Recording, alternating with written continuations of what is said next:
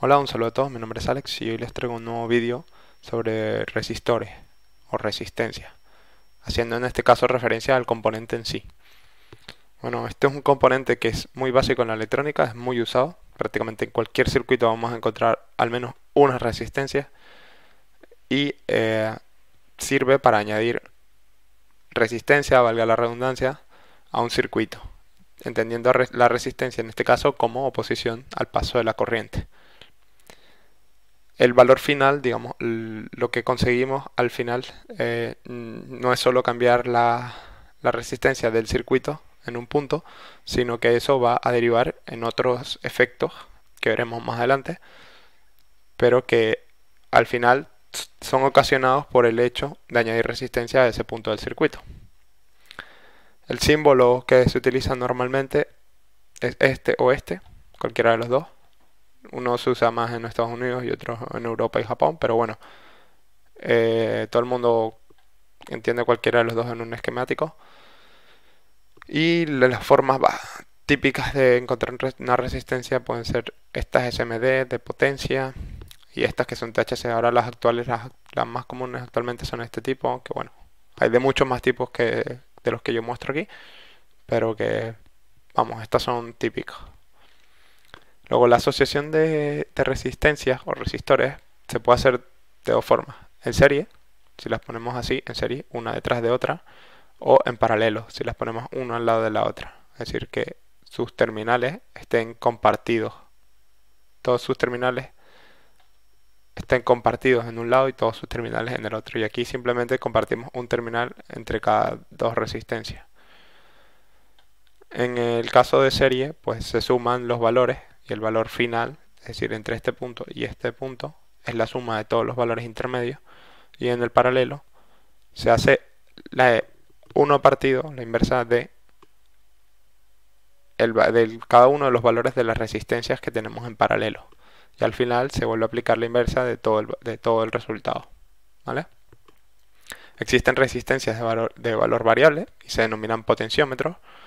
Y la capacidad de disipación de las resistencias es limitada. Normalmente una resistencia más pequeña pues tiene una capacidad de disipación o una potencia máxima de un valor más pequeño que una resistencia, por ejemplo, de este tipo o una resistencia de potencia, que por eso es que lleva un disipador aquí. Esto que tiene por fuera es un disipador que le permite disipar mayor potencia. ¿Vale? Puede ir desde los milivatios, como pueden ser estas o estas, algunas de vatios, y luego de kilovatios, como pueden ser los calefactores que utilizamos eléctricos cuando hace frío. Son básicamente resistencias muy grandes de mucha potencia. Los usos típicos de la resistencia son para limitación de corriente, tensión de referencia, se puede pasar una pequeña tensión de referencia, es decir, obtener un valor de tensión determinado. Se usan para realimentación de un circuito, etcétera, protección y demás. Se usan para muchísimas cosas. Los valores típicos van desde los miliohmios, como por ejemplo estamos midiendo corriente, en un circuito en el que medimos corriente, un shunt, o hasta megaohmios, incluso teraohmios, dependiendo del circuito, pero por lo general como resistencia se suele usar megaohmios. Ya cuando vamos a teraohmios y cosas por el estilo es poco común. Se ve más bien en impedancias de amplificadores y cosas por el estilo. Su valor puede estar codificado con el código de colores, que es este que vemos aquí, que es lo que vemos aquí, las bandas de colores, o puede tener en su superficie su valor escrito, como pasa en estos casos, ¿vale? Llevan una codificación determinada. Y ahora les voy a mostrar básicamente un circuito con resistencia y les voy a mostrar el tema de la asociación. Si yo ahora tengo este interruptor cerrado y tengo esta resistencia de 800 ohmios, cierro este cable que está aquí y la resistencia que tenemos por todas las ramas, es decir, a través de la fuente es de 800 ohmios. Pero ¿qué pasa?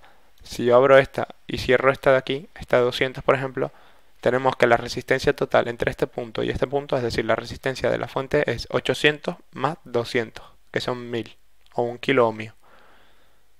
¿Vale? Porque están en serie, se suman los valores entre sí.